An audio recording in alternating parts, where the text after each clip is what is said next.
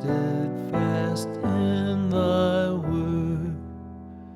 Curve those who... The Lord be with you. Welcome to this 316 podcast. Today we're looking at two books, Daniel 3:16 and the book of Hosea. Hosea does not have a 3:16, but we'll spend a few minutes talking about the book in general. But first, Daniel 3:16. Daniel is sort of an in-between book in that it has a hard time being categorized. Put up on the board that there is some history and some prophecy in here, maybe more history, but it's not classified with 1st and 2nd Samuel, 1st and 2nd Kings, 1st and 2nd Chronicles, because the history that we find in the book of Daniel is the history of God's people in a foreign land. The people are not in Israel. We probably put the dating of the book at about 605 BC. So the people are away from the land. God had warned them through prophet after prophet after prophet after prophet. Sometimes the people would listen. Sometimes they would return. But they'd go back to their old ways. They would let the sin that is under our skin, they'd let it come out to the surface until eventually the Persian Empire came and carried them away. Let's talk about the Persian Empire for a moment or two.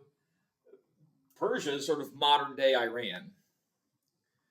In 605 BC, it was the bully on the block, large territory. Persia, and we could throw Babylon in that title, and Egypt were the two big powers. And they'd rise and fall sort of in contrast. They were never down or up at the same time. One was higher and low than the other, and then they'd switch. And if here's Persia and here's Egypt geographically, right here in the middle is Israel. And Israel had no way of keeping Egypt or Persia from going through. So Israel was always paying tribute, paying bribes, buying the friendship of the Egyptians or the Persians. That was the lot they had in their life. So in 605 BC, this was the territory that the Persians controlled. And these are the modern names for us. Egypt, Greece, Turkey, Israel, Jordan, Lebanon, Syria, Iraq, much of Saudi Arabia. I didn't list all of the little Arab countries in the Persian Gulf, but that's a lot. Over to the Mediterranean and Turkey, parts of Greece. So again, they were the big power.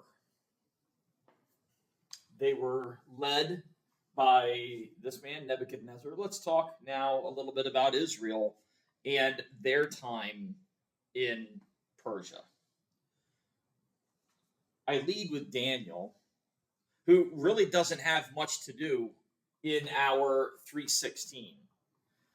It's about these guys, the three men in the fiery furnace. But Daniel was a king without a title. He was well liked by Nebuchadnezzar. Nebuchadnezzar was the one who had the title. Easily led, his advisors could manipulate him. So he's always making dumb laws, we'll just use that word, that would end up blowing up in his face. Daniel and the lion's den is not that dissimilar from the three men in the fiery furnace. The law that was written by Nebuchadnezzar's wicked advisors said, hey, if there's a Jew who prays to other gods, into the lion's den they go. And that's what happened. Spies found out that Daniel was praying to Yahweh in his closet. And Nebuchadnezzar, you signed the law. I did. Into the lion's den. Then with the three men in the fiery furnace, Nebuchadnezzar had a statue made. And while the text doesn't say that it was an image of him, there have been golden images, carved images of kings from about this time. So it was not unknown for there to be statues of kings. So it probably could have been a statue, a golden image of Nebuchadnezzar. And so when all the musical instruments play, if you do not stop what you are doing, face that golden image and bow down and worship, into the fire you go. Nebuchadnezzar, we found these three boys, Shadrach, Meshach, and Abednego. They were not doing that, and Nebuchadnezzar was grieved. But, hey, O king, you signed the law. This is what happened, so into the fire they go. So again, the two stories are really not that dissimilar. And let me find my Daniel chapter 3 so we can hear it. And we'll begin reading and talking about this a little bit more. But the book of Daniel, it does have some prophecy, but it's primarily a history book. And again, the history is of God's people while they are in exile, while they have been carried away from their land. So the beginning of chapter 3 is where the golden image is made and erected. So we are going to go ahead and just start in chapter 3, verse 8, with the fiery furnace. Therefore, at that time, certain Chaldeans came forward and maliciously accused the Jews. They declared to King Nebuchadnezzar, O king, live forever.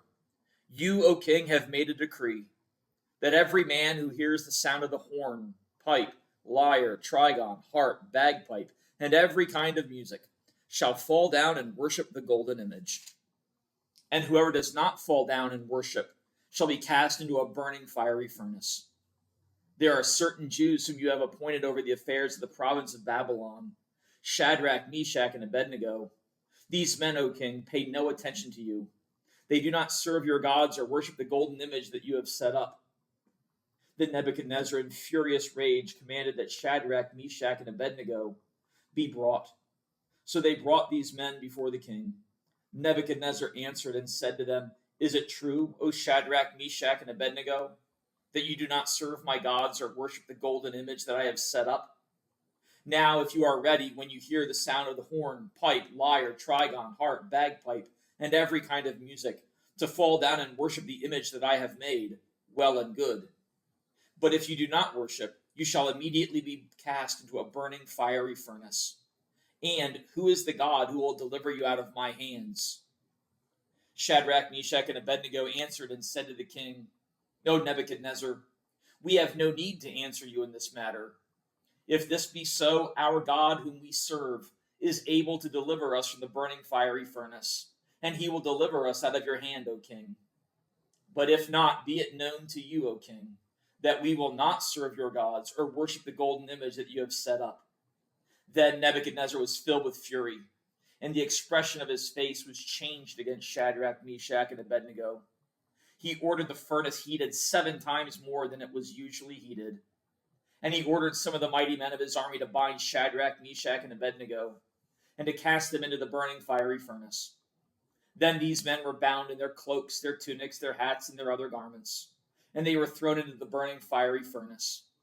Because the king's order was urgent and the furnace overheated, the flame of the fire killed these men who took up Shadrach, Meshach, and Abednego. And these 3 men, Shadrach, Meshach, and Abednego, fell bound into the burning fiery furnace. Then King Nebuchadnezzar was astonished and rose up in haste. He declared to his counselors, "Did we not cast 3 men bound into the fire?" They answered and said to the king, "True, O king." He answered and said, "But I see 4 men unbound, walking in the midst of the fire, and they are not hurt. And the appearance of the 4th is like a son of the gods." I think that's a pretty good place to stop. A familiar story. I remember from my youth reading the Arch book about this and the image. I believe there were, cartoons available on it. But Shadrach, Meshach, and Abednego, kind of like Daniel, I don't know if I really got to that. They found favor in the eyes of the officials, of the king, and they were put in charge of things. Remember, you needed a lot of officials to rule over this much territory and this much people. You couldn't just have one of your sons do it. You needed, an administration, people who would serve. So Daniel rose to that. He had a lot of power. Right? The king was grieved when Daniel was cast into the fiery furnace, or into the lion's den. And I don't think Nebuchadnezzar took any great delight in casting Shadrach, Meshach, and Abednego into the fiery furnace. After what I read, you will see how the king was amazed that their God protected them. And then he goes the other way. Whoever does not worship their gods will be killed. Nebuchadnezzar really seemed like a violent man. Violence was the first answer to whatever question it was. So maybe a study on Nebuchadnezzar someday. But Shadrach, Meshach, and Abednego had risen, had found favor. When Nebuchadnezzar learned that the 3 were not worshiping the golden image, and when he heard them say, "Yeah, we're not going to do that. You can blow the music as loud as you want, as long as you want. We're not going to do that." Nebuchadnezzar's face changed toward them. His expression changed toward them. Maybe sad, disappointed, angry. You're not going to worship my image? That is something also to keep in mind. The deification of the king, made to be like gods. Nothing has ever really changed, has it? But God protected him. And I do want to say a word about the 4th individual, one like a son of the gods. I think for our understanding, I think we can say that was likely an angel. There is an idea that this is like what we find in Job chapter 1 and 2, when God is holding his council in the heavenly places, and all of the sons of the gods, of the sons of men, come and appear before him. The angels came, and they gave the Lord a progress report on what was going on. We can take comfort in God protecting his people. And I kind of think Shadrach, Meshach, and Abednego's answer was great. Whatever you do to us, you do to us. That's okay. Whether we burn and die, hey, that's okay. Whether we live, that's okay. The faithful Jews were trusting that God would fulfill his promise. You and I live in the time when God kept that promise. So people in the Old Testament were looking to the horizon for Jesus. When you and I look to the horizon, it's to find that empty cross. It's to find that empty tomb. To recognize that God has kept his promise and that he protects us, and that no matter what happens to us, whether we live or whether we die, we are the Lord's. Okay, let's spend a few moments on Hosea. Again, there's no book, no Hosea 3:16. Hosea begins the minor prophets. The minor prophets, as I've mentioned several books ago, probably with Isaiah or Jeremiah, the minor prophets are minor in length, not in content. The major prophets are major in length, not because of their content. So we don't look down on the minor prophets as if you have nothing to offer. They just wrote this much. Isaiah, Jeremiah, and Ezekiel wrote this much. So Hosea is a minor prophet. And maybe you know something about him because of the weird command God gave to him. There's no 3:16, but there is a Gomer.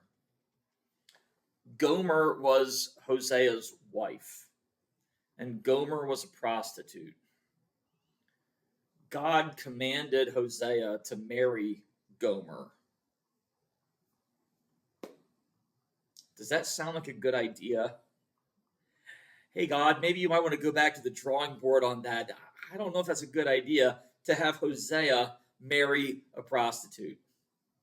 And then God says to his editors, you leave that to me. Don't worry about that. It was to show a lesson for us of God's foolish love, which God's folly is wiser than man's wisdom. God's weakness is stronger than any man's strength. God has a foolish, reckless love. We would say, hey, don't do that. It's not a good idea. God says, you leave that to me. So he married a prostitute. They had some kids. We'll talk about those in a moment. Then Gomer went back to her old way of life. And Hosea went after her to win her back. God's love for his people beyond our understanding. We are recipients of that love. But yes, never something we fully understand. And that's okay. Saved by grace through faith in Jesus Christ alone, not saved by our understanding. What do you think about your name? Do you like it? Maybe. Maybe there were days when you thought, I wish I had a cooler name. At least your name wasn't Jezreel or No Mercy or Not My People. Imagine going to school and having the teacher call roll and your name was No Mercy. Because God was not going to show mercy to his people. And you are not my people. At the end of the book, God changes their names. Jezreel was a place. God was going to have vengeance on Jezreel. I will show mercy. You are my people. God changed their names. Hosea and Gomer is the picture of Yahweh, the Lord, and humanity, the church. But yes, humanity.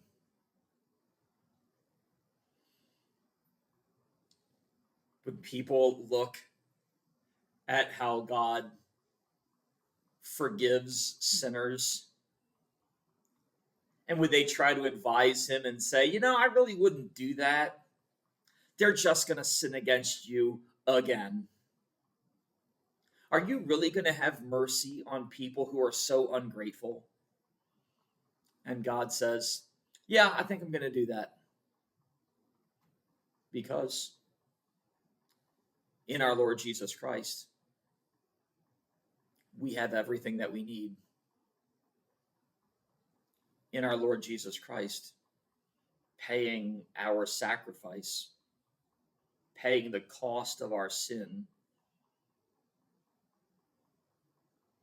God has brought us back to himself, has covered us with his love. So, the book of Hosea, a little overview of that Old Testament book.